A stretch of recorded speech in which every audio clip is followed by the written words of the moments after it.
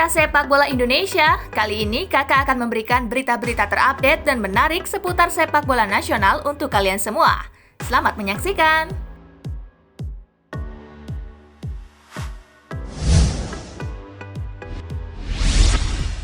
Empat pemain naturalisasi tambahan dan skuad senior, begini tampilan Timnas Indonesia di playoff kualifikasi Piala Asia 2023.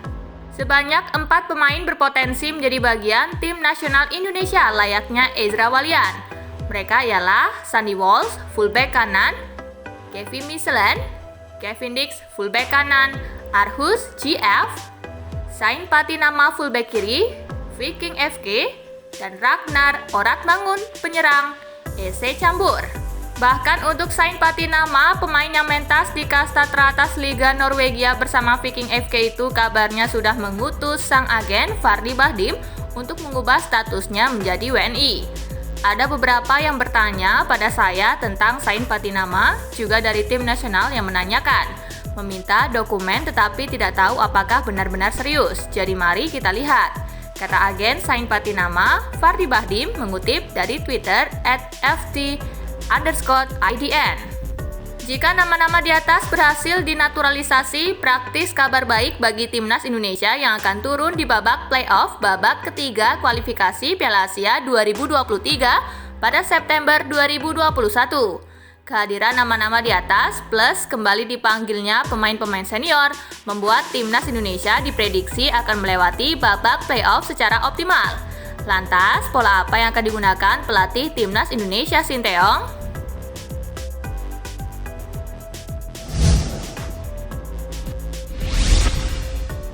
Selama berada di Uni Emirat Arab, saat menjalani kualifikasi Piala Dunia 2022 zona Asia, Sinteyong akrab dengan pola 4-2-3-1. Bukan tak mungkin pola tersebut kembali digunakan pelatih asal Korea Selatan tersebut. Untuk posisi penjaga gawang, Andri Tani Ardiasa bisa kembali dipanggil. Kepemimpinan Andri Tani dibutuhkan skuad Timnas Indonesia di laga-laga krusial. Kemudian, 4 bek sejajar dapat dipercayakan kepada Sandy Walsh, Elkan Bagot, Bagas Adi, dan Sain Patinama. Selanjutnya untuk gelandang, double pivot, Kevin Dix dan Evan Dimas dapat diandalkan. Benar, Kevin Dix bisa berperan sebagai fullback kanan, namun ex-pemain Fiorentina ini juga bisa beroperasi sebagai gelandang bertahan. Untuk posisi winger kanan dapat diisi penyerang yang membawa Cambur EC, promosi ke kasta teratas Liga Belanda, Ragnar Oratmangun.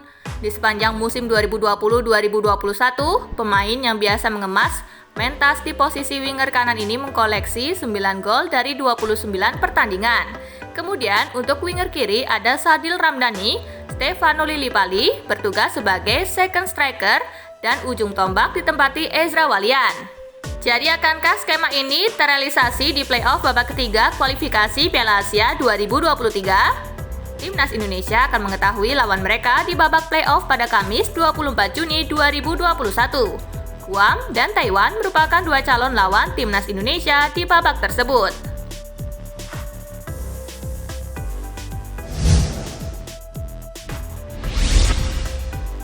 Lima pemain keturunan yang bisa dipanggil Timnas Indonesia. Nomor 1 pernah main di Liga Champions.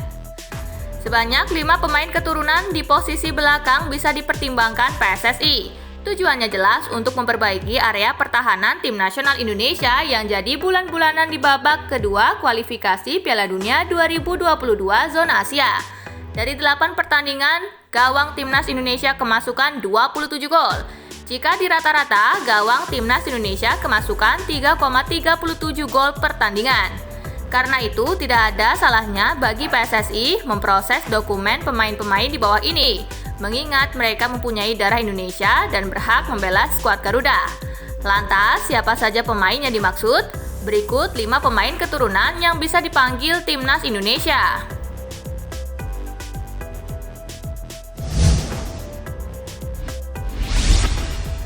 Yang kelima, Darren Sidul. Bek berpaspor Belanda yang mempunyai darah Indonesia dari sang ibu ini membela klub kasta ketiga Liga Spanyol, Hercules, di musim 2020-2021. Mempunyai tinggi badan 180 cm, Darren Sidul dapat diandalkan untuk duel-duel udara. Musim depan, Darren Sidul yang baru berusia 23 tahun akan kembali ke klub aslinya, Cordoba. Sama seperti Hercules, Cordoba juga tampil di kasta ketiga Liga Spanyol, yakni Divisi Segunda B.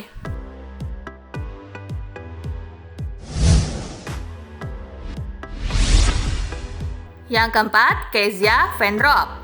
Kezia Vendrop yang memiliki darah Indonesia dari sang kakek dan nenek, musim ini membela klub kasta tertinggi Liga Belanda FC Emmen.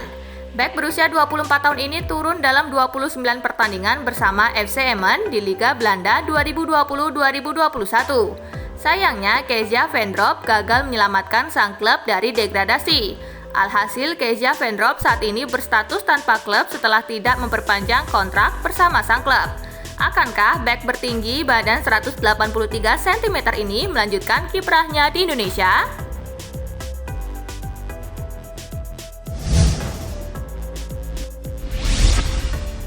Yang ketiga, Mads Hilgers. Mads Hilgers mempunyai darah Indonesia dari sang ibu. Bek bertinggi badan 183 cm ini sudah mencatatkan 3 penampilan bersama klub kasta teratas Liga Belanda FC Twente. Karena itu, pengalaman bermain di Liga Belanda membuat Mads Hilgers dapat membagikan pengalaman kepada pemain-pemain timnas Indonesia lain. Jadi, bagaimana PSSI?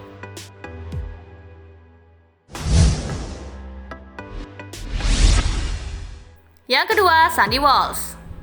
Sandy Walsh merupakan satu dari sekian pemain berdarah Indonesia yang berharap mendapatkan status warga negara Indonesia. Sandy Walsh memiliki darah Indonesia dari sang ibunda, Brigitte Portier. Jika benar Sandy Walsh mendapatkan status warga negara Indonesia, ini merupakan kabar yang membahagiakan bagi pelatih timnas Indonesia Sinteyong. Sebab pelatih asal Korea Selatan ini dapat mengandalkan Sandy Walsh di sejumlah posisi.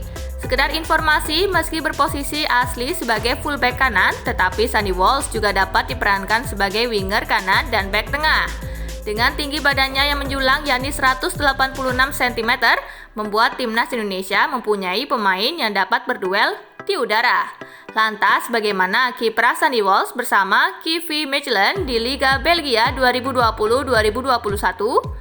Meski berposisi sebagai fullback kanan maupun terkadang ditempatkan di back tengah, Sandy Walsh juga dapat diandalkan membantu penyerangan. Musim ini bersama Kevin Mechelen, Sandy Walsh mengkoleksi 3 gol dan 3 assist.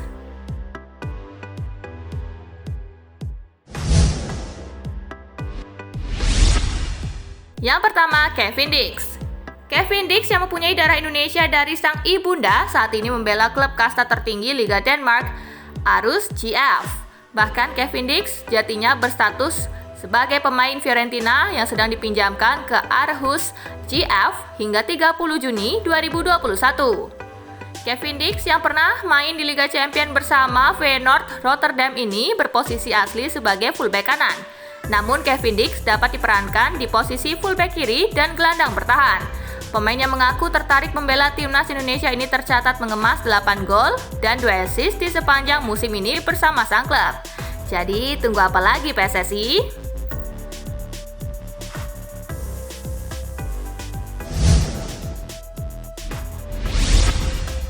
Nah, itulah tadi gengs, berita-berita menarik dan terupdate seputar sepak bola nasional. Simak terus ya berita-berita menarik lainnya dari Spasi Football Indonesia. Sampai jumpa di pembahasan selanjutnya.